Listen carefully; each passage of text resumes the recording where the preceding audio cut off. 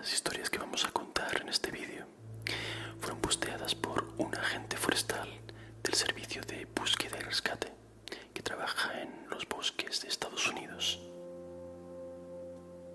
Sus historias no son cuentos ni historias literarias ni nada parecido. Son prácticamente informes de cosas que le han sucedido durante su día a día en su trabajo buscando personas desaparecidas en los bosques. Una cosa más, iré haciendo pequeñas pausas entre historia e historia para comentar algún pequeño detalle que me parezca interesante.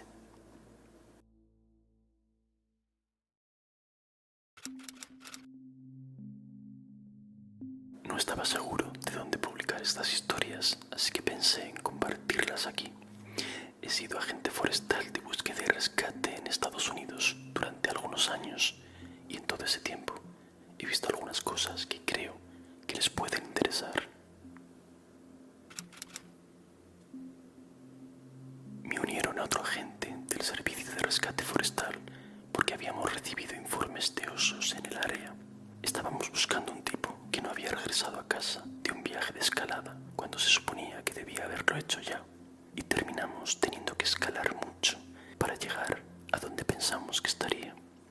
Lo encontramos atrapado en una pequeña grieta con una pierna rota. No fue agradable.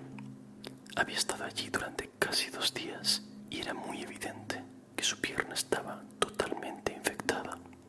Conseguimos meterlo en un helicóptero y uno de los paramédicos me dijo que el tipo estaba terriblemente angustiado. Le contó que toda la ascensión había salido bien, según lo previsto, y que cuando llegó a la cima había un hombre allí.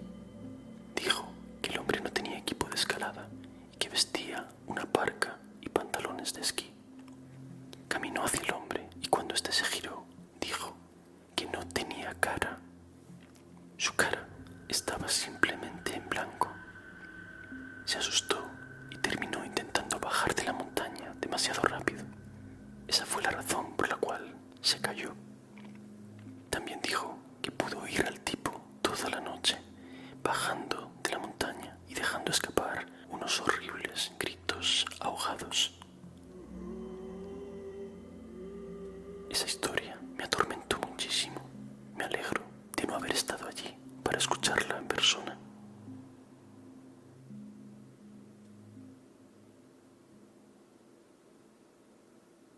Esta historia de una persona sin rostro parece bastante fantástica, incluso un poco difícil de creer, pero realmente los casos de gente sin cara son comunes en muchas culturas. Tenemos el caso, por ejemplo, de Raymond Robinson, una persona real que tuvo un accidente de pequeño, tuvo una electrocución y se quemó la cara por completo. Su rostro quedó desfigurado, vacío de rasgos. Por esta razón decidió huir a los bosques de Estados Unidos. Es tristemente famoso por atemorizar sin querer a los habitantes del estado de Pensilvania, por sus caminatas nocturnas cercanas a los bosques de este estado. Lo llamaban el hombre verde o el hombre sin rostro.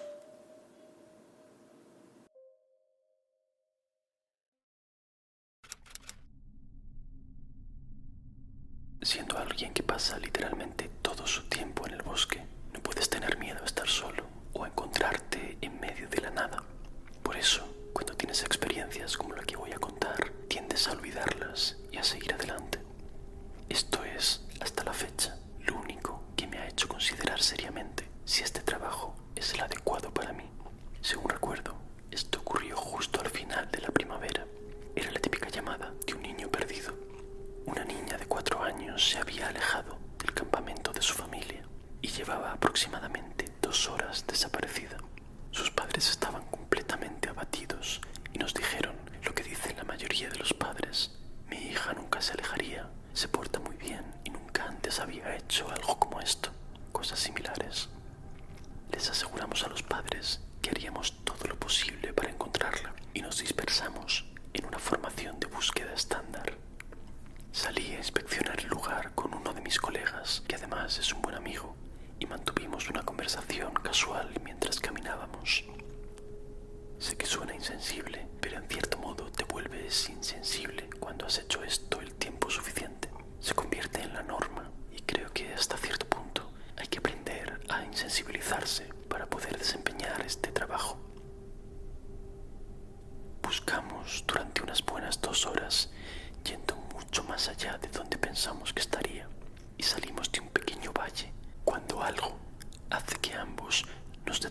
a la vez. Nos quedamos completamente congelados y nos miramos y hay casi una sensación como si un avión se despresurizara. Se me taponan los oídos y tengo la extraña sensación de haber caído unos 3 metros. Empiezo a preguntarle a mi amigo si él también había sentido eso, pero antes de que pueda hacerlo, escuchamos el sonido más fuerte que he escuchado en toda mi vida. Es casi como un tren de carga que pasa directamente a nuestro lado, pero viene desde todas las direcciones a la vez, incluso por encima y por debajo de nosotros. Mi compañero me grita algo, pero no puedo oírlo debido a este rugido ensordecedor. Comprensiblemente asustados, miramos a nuestro alrededor, tratando de encontrar la fuente del sonido, pero ninguno de nosotros ve nada. Por supuesto, mi primer pensamiento es un deslizamiento de tierra o una avalancha, pero no estamos cerca de ningún acantilado. Incluso si lo estuviéramos, ya nos habría alcanzado. El sonido sigue y sigue, y estamos tratando de gritarnos el uno al otro, pero incluso estando juntos no podemos escuchar nada más que este sonido. Luego, tan repentinamente como comienza, se detiene, como si alguien accionara un interruptor y lo cortara. Nos quedamos allí por un segundo, perfectamente quietos, y poco a poco regresan los sonidos normales del bosque. Mi compañera me pregunta qué demonios acaba de pasar, pero me encojo de hombros y nos quedamos ahí, mirándonos durante un minuto. Enciendo mi radio y pregunto al resto si alguien más acaba de escuchar el fin del maldito mundo, pero nadie más lo ha escuchado, a pesar de que todos estamos a relativamente poca distancia unos de otros. Mi compañero y yo simplemente ignoramos lo sucedido y seguimos adelante. Aproximadamente 1 hora después, todos nos comunicamos por radio y comprobamos que nadie había encontrado a la niña. La mayoría de las veces no buscamos cuando oscurece, pero como no tenemos ningún tipo de pista sobre ella, algunos de nosotros decidimos continuar, incluidos mi compañero y yo. Nos mantenemos muy juntos y gritamos su nombre cada 2 minutos. En este punto, espero más allá de toda esperanza que lo encontremos, porque aunque puede que no me gusten los niños, la idea de que estén solos en la oscuridad me parece horrible. El bosque puede resultar intimidante para los niños a la luz del día, pero por la noche, bueno, por la noche es una bestia completamente diferente. Pero no vemos ninguna señal de ella, ni recibimos ninguna respuesta. Así que, alrededor de la medianoche, decidimos dar la vuelta y regresar al punto de encuentro. Estamos aproximadamente a la mitad del camino cuando mi amigo se detiene y enfoca su luz hacia la derecha de nosotros, hacia un montón de árboles muertos. Le pregunto si ha oído algo, pero simplemente me dice que me calle un segundo y escuche. Lo hago, y en la distancia puedo escuchar lo que suena como el llanto de una niña. Ambos llamamos a la niña por su nombre, esperando alguna respuesta, pero solamente oímos un llanto muy débil. Nos dirigimos en dirección a este punto muerto y lo rodeamos, llamándola por su nombre una y otra vez. A medida que nos acercamos al llanto, empiezo a tener una sensación extraña en el estómago y le digo a mi amigo que algo no está bien. Él me dice que siente lo mismo, pero no podemos entender qué es. Nos detenemos donde estamos y volvemos a pronunciar el nombre de la niña, y al mismo tiempo, ambos lo descubrimos. El llanto está en bucle. Es el mismo pequeño sollozo entrecortado, luego un gemido y luego un hipo silencioso, repetido una y otra vez. Es exactamente lo mismo cada vez. Sin decirnos una palabra más, ambos salimos corriendo. Es la única vez que he perdido la compostura de esa manera, pero allí pasaba algo muy raro y ninguno de los dos quería quedarse más tiempo. Cuando regresamos al punto de encuentro, preguntamos si alguien más había escuchado algo extraño, pero nadie más sabía de qué estábamos hablando. Este caso me angustió durante mucho tiempo. En cuanto a la pequeña, nunca encontramos ningún rastro de ella.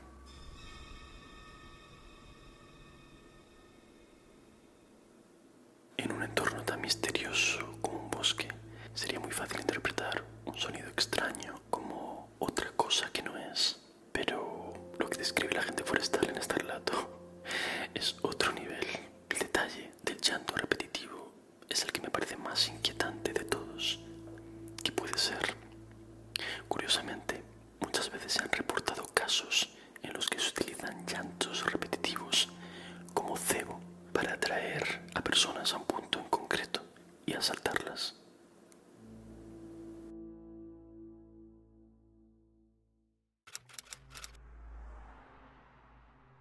Uno de mis primeros trabajos como aprendiz en el servicio de rescate forestal fue una operación de búsqueda de un niño de 4 años que se había separado de su madre.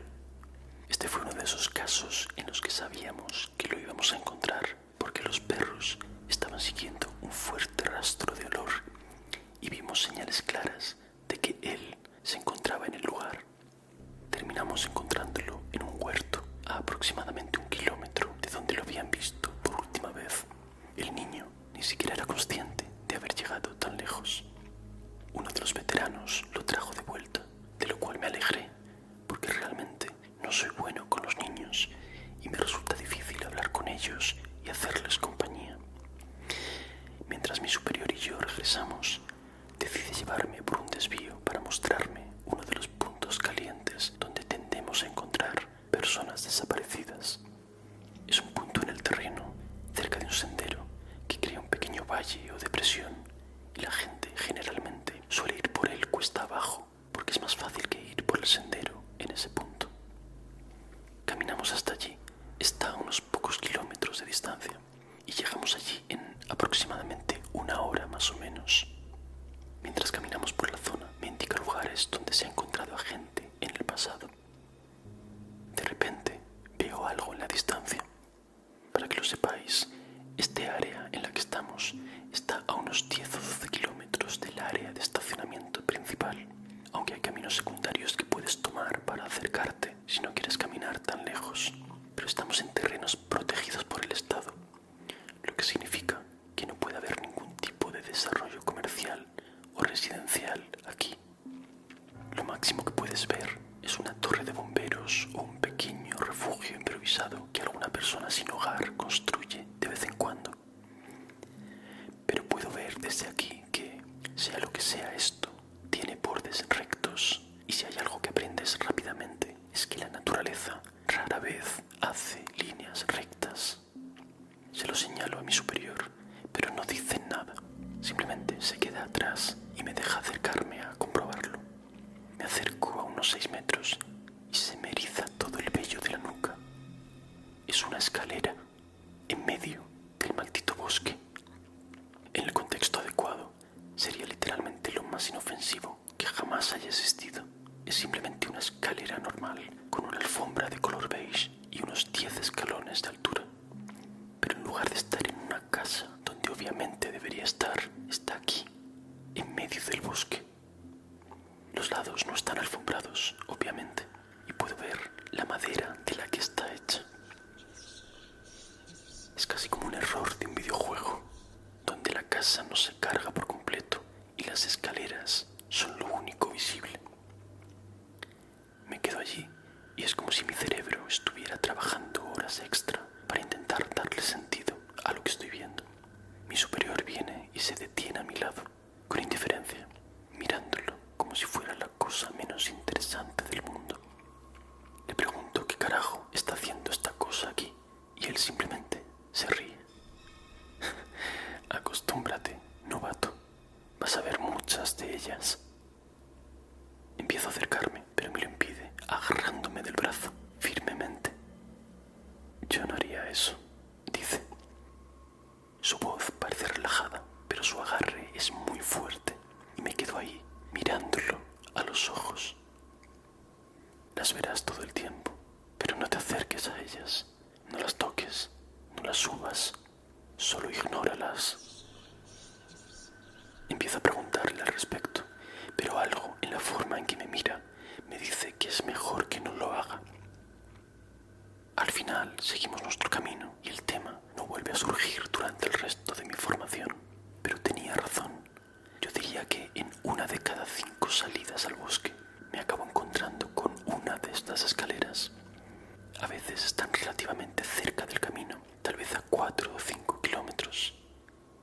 veces están a 40 o 50 kilómetros de distancia, literalmente en medio de la nada, y solo las encuentro durante las búsquedas más amplias o los fines de semana de entrenamiento.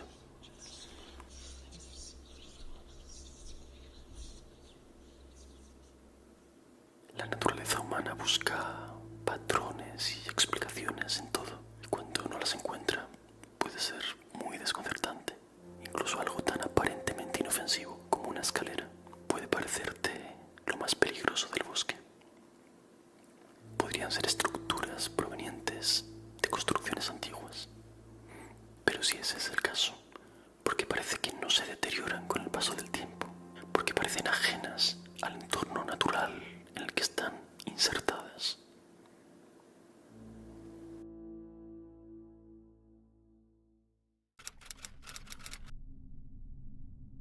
Un joven desapareció a finales del invierno, cuando en realidad nadie debería adentrarse tanto en los senderos. Cerramos muchos de ellos, pero algunos permanecen abiertos todo el año, a menos que haya mucha nieve. Organizamos una operación de búsqueda y rescate para él, pero teníamos alrededor de 2 metros de nieve en el suelo. Fue un año de nevadas inusualmente intensas y sabíamos que no era probable que lo encontráramos hasta la primavera, cuando llegara el deshielo. Efectivamente, cuando llegó el primer gran deshielo, un excursionista informó sobre un cuerpo un poco alejado del sendero principal. Lo encontramos al pie de un árbol sobre un montón de nieve derretida. Supe de inmediato lo que había sucedido y me asusté muchísimo. La mayoría de ustedes que esquíen o practiquen snowboard lo habrán adivinado. Cuando cae nieve, no se acumula de forma tan compacta en las zonas que se encuentran justo debajo de las ramas. Sucede más con los abetos, porque tienen una especie de forma de paraguas cerrado. Entonces, el resultado de eso es un espacio alrededor de la base de un árbol que se llena con una mezcla de nieve en polvo muy suelta, aire y ramas. Se llaman pozos de árboles y no son inmediatamente obvios si no sabes cómo son. Colocamos carteles por la zona, grandes, para que la gente sepa lo peligrosos que son. Pero todos los años en los que nieva mucho, al menos una persona no los lee o no toma en serio la advertencia. Por desgracia, cuando llega la primavera, encontramos sus cuerpos. Lo que yo creo es que este joven estaba caminando y se cansó, o tal vez tuvo un calambre por caminar sobre la nieve profunda. Fue a sentarse en la base del árbol sin saber que había un pozo y se cayó. Se quedó atascado con los pies en alto y la nieve circundante se derrumbó a su alrededor. Al no poder liberarse, se asfixió. Se llama asfixia por inmersión en nieve y no suele ocurrir excepto en nieve muy profunda. Pero si te quedas atrapado en una posición extraña, como le ocurrió a este tipo, incluso 2 metros de nieve pueden ser letales. Lo que más me asustó fue imaginar cómo debió haber luchado, cabeza abajo, en medio del frío glacial. Debió de tardar bastante en morir. La nieve habría formado un montón denso y pesado encima de él y habría sido literalmente imposible salir. A medida que le resultaba más difícil respirar, habría sabido lo que le estaba pasando.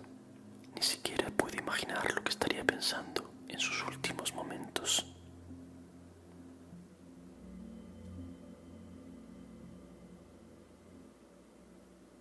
Como dice el agente forestal que relata esta historia, los pozos de árboles son una cosa muy real y se produce más en bosques de coníferas como los abetos. Se crean cuando la nieve cae alrededor del árbol, pero no directamente debajo de sus ramas, y crea como una especie de pozo con nieve que parece polvo muy suelta, donde puedes caer si no te das cuenta. Me parece una de las peores formas de morir.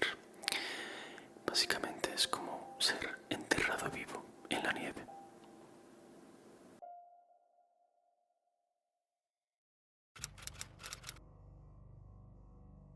La siguiente historia le sucedió a una de mis compañeras más cercanas cuando era novata. Es una agente de rescate forestal que lleva trabajando más de 15 años. Se especializa en rescates en montañas a gran altura y es considerada una de las mejores en su campo. Le conté que he estado posteando estas historias de forma anónima ella misma una historia que se me quedó grabada. La escribo tal y como me la relató ella. Yo era novata. Estábamos aprendiendo los conceptos básicos del aseguramiento a gran altura en una ladera de la montaña y en un momento dado tenía que ir al baño. Me alejo unos 50 metros del grupo durante un descanso para comer. Voy a orinar y una vez que termino empiezo a regresar al grupo, pero solo he avanzado unos 2 metros cuando me doy cuenta de que no tengo ni idea de dónde estoy. Y esto no fue un ¡ay! Me he despistado un poco. No, literalmente no tenía ni idea de dónde estaba. Si me hubieras preguntado, ni siquiera creo que te hubiera podido decir en qué estado estábamos. Me imagino que es así como se siente la gente con amnesia. Así que me quedé allí un rato, tratando de descubrir dónde carajo estaba y qué se suponía que debía hacer. Pero cuanto más tiempo estoy allí, más confundida y más desorientada me siento. Así que comencé a caminar. Según recuerdo, elegí una dirección al azar y seguí adelante. Y mientras camino, las cosas van de mal en peor, hasta el punto de que, en primer lugar, no tengo ni idea de por qué estoy en la montaña. Estoy caminando a duras penas por la nieve y entonces empiezo a escuchar una voz. La oigo dentro de mi cabeza, como si una rana pudiera hablar, en voz baja y ronca, y me dice una y otra vez: tranquila, tranquila, todo está bien, solo necesitas encontrar algo para comer. Encuentra algo para comer y estarás bien. Solo sigue caminando y encuentra algo para comer. Así que empiezo a buscar algo que pueda comer y juro por Dios que nunca había sentido tanta hambre en toda mi vida. Creo que me habría comido casi cualquier cosa que me pusieras delante en ese momento. No tenía noción del tiempo, así que no tenía ni idea tampoco de cuánto tiempo había estado fuera cuando escuché una voz real que venía hacia mí. Voy hacia ella y veo a otro agente de rescate forestal que parece jodidamente aterrorizado. Corre hacia mí preguntándome si estoy bien y qué diablos estoy haciendo aquí. Y lo aterrador fue que, mientras él corría hacia mí, me veo buscando en mi cinturón mi cuchillo de caza. Realmente ni siquiera estoy pensando en lo que estoy haciendo, pero lo que estoy pensando es que tengo que comer. Si no como, nunca estaré bien otra vez, así que simplemente tengo que comer. Él me ve haciendo eso y retrocede de inmediato. Me grita que guarde mi cuchillo, que no me va a hacer daño, y eso me hace retroceder. De repente, sé exactamente dónde estoy y guardo el cuchillo. Corro hacia él y le pregunto cuánto tiempo llevo fuera, pensando que me dirá que estuve fuera durante media hora más o menos. Pero me dice que llevo 2 putos días fuera. Atravesé 2 cumbres y terminé casi al otro lado de la montaña. Y si hubiera seguido adelante, habría terminado vagabundeando por unos 500 kilómetros de naturaleza salvaje. Nunca jamás me hubieran encontrado. No puedo creer que no esté muerta y, por supuesto, no sé qué carajos pensar. Para mí no ha pasado ningún tiempo. No digo nada, simplemente vuelvo con él a un punto de encuentro y me llevan de regreso al cuartel general para que me trasladen en avión al hospital. Cuando llego allí me hacen todo tipo de pruebas y tratan de averiguar qué pasó. Lo que suponen es que tuve una especie de estado de fuga extraño, que es algo así como amnesia, pero la verdad es que realmente no lo sabemos. Nunca más volvió a suceder, pero te lo aseguro, desde entonces nunca salgo sola. La gente me critica por obligarlos a venir conmigo cuando me separo del grupo, pero yo simplemente les digo que escucharme mear en la nieve es mejor que perderme durante 2 putos días en una montaña helada.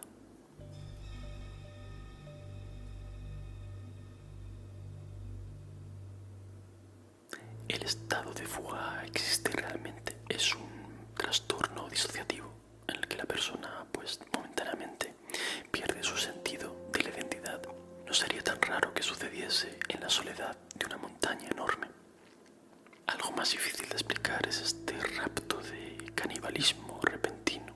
Curiosamente, la idea de tener un hambre voraz y un impulso hacia el canibalismo recuerda a la historia del Wendigo, una criatura de la mitología de los nativos americanos,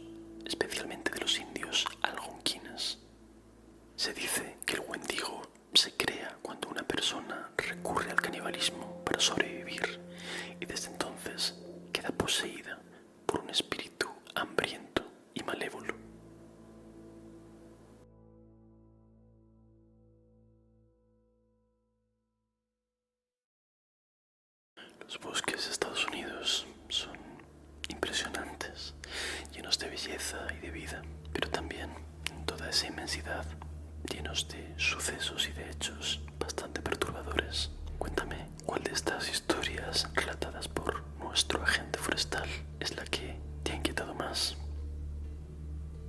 Si en algún momento te desorientas en un bosque y no sabes encontrar el camino de vuelta, recuerda, quédate donde estás. Buenas noches.